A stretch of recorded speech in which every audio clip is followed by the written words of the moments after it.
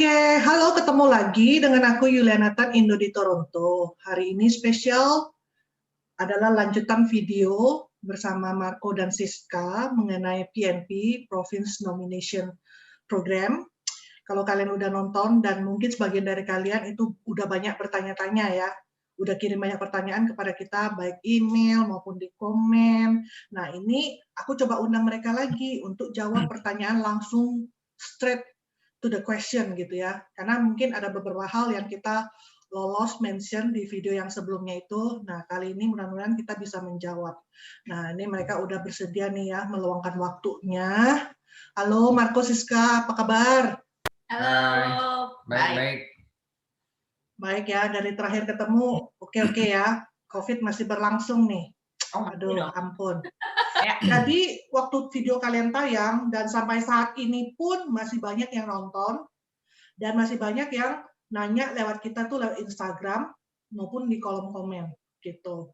Mungkin ini salah satu seperti kita mention waktu di video itu, ini salah satu jalur yang visible sebenarnya buat teman-teman di Indo untuk melamar, ya kan?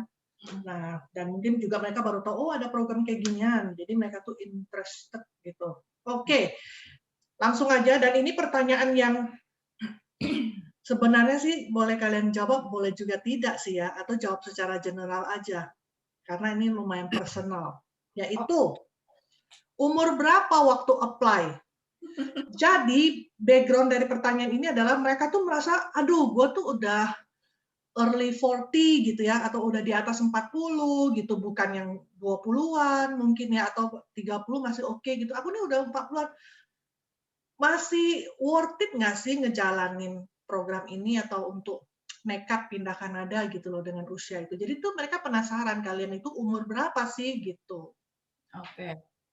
Aku waktu itu umurnya waktu yang terakhir kali apply ya, itu aku umur 38. Marco berarti 39 waktu itu. Jadi, ya umurnya waktu itu segitu sih.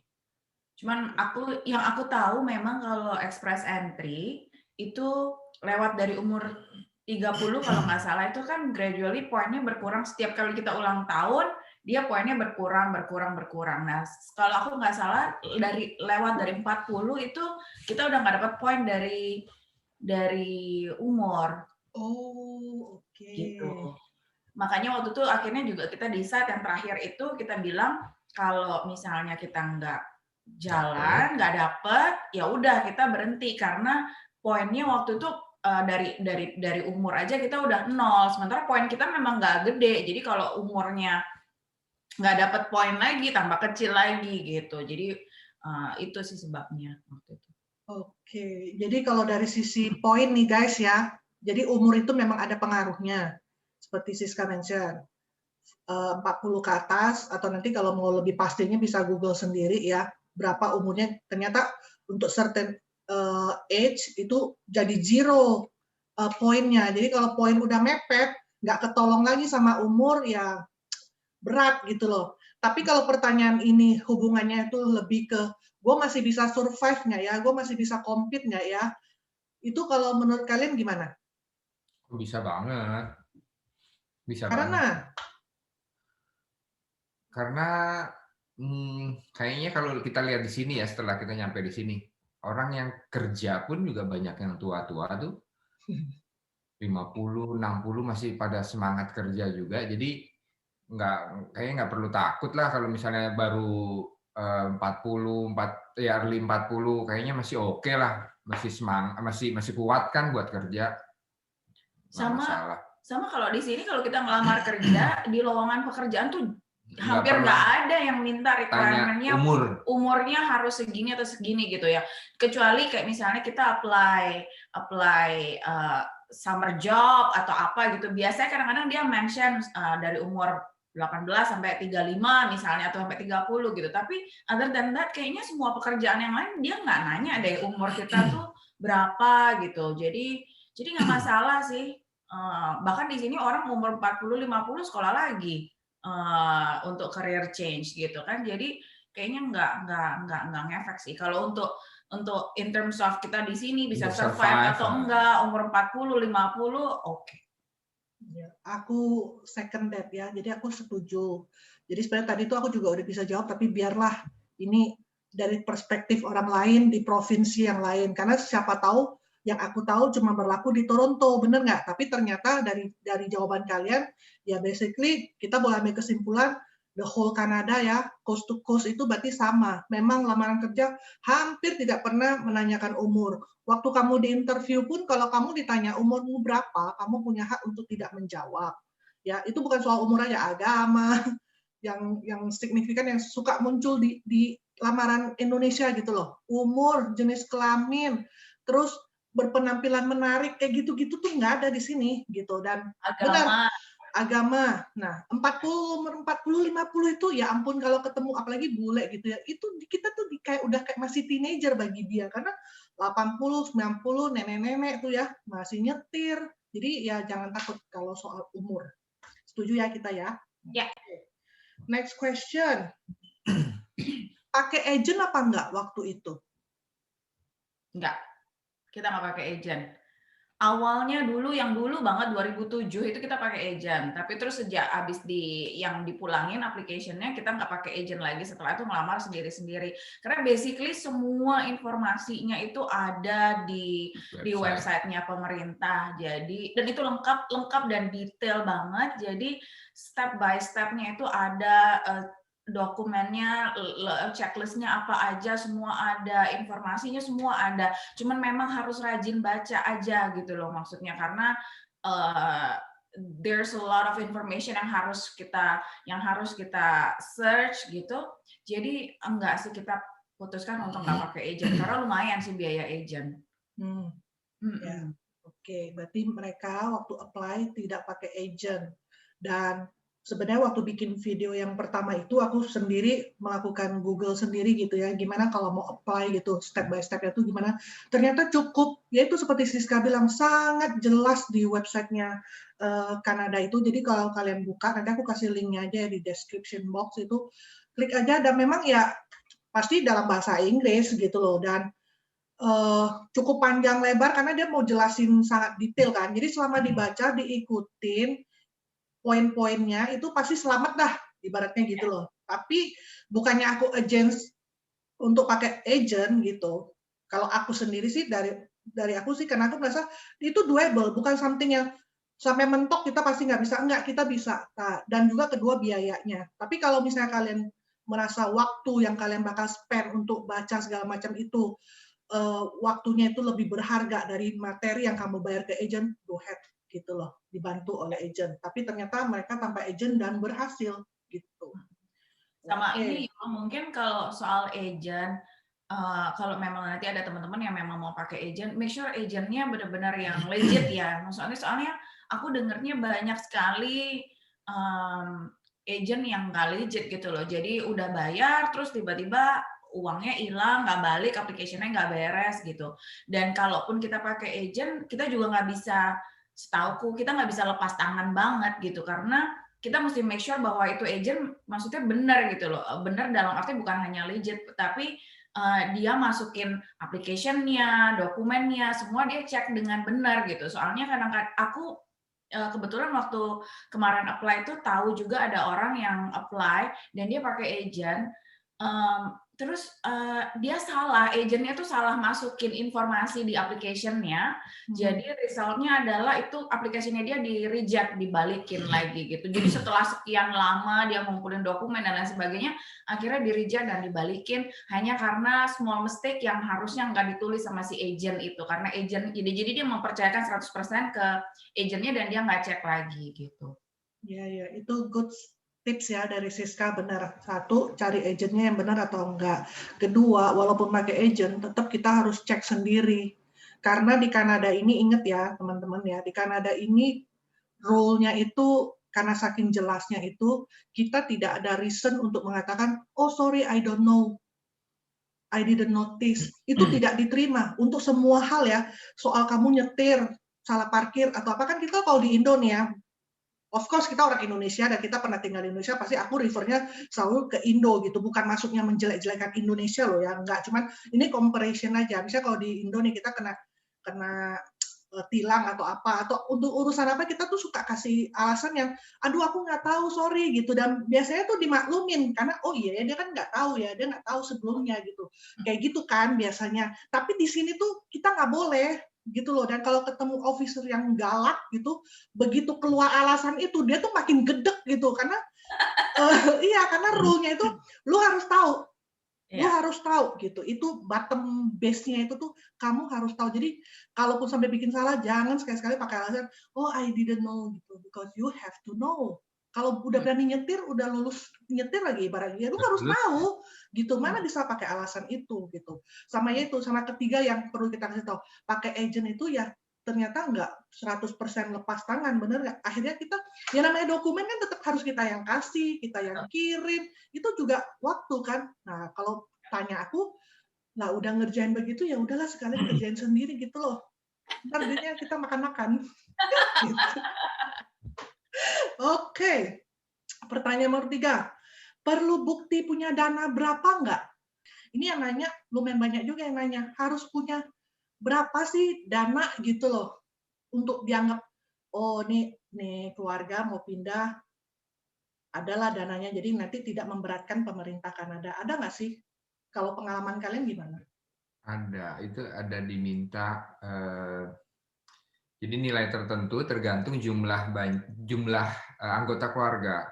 Masing-masing beda-beda. Jadi per orang sekian nominalnya, cuman lupa sih persisnya berapa. 20. Kalau buat kita berempat, waktu kita berangkat, waktu kita apply itu requirement-nya kita harus punya dana minimum sekali 24.000 Canadian dollar.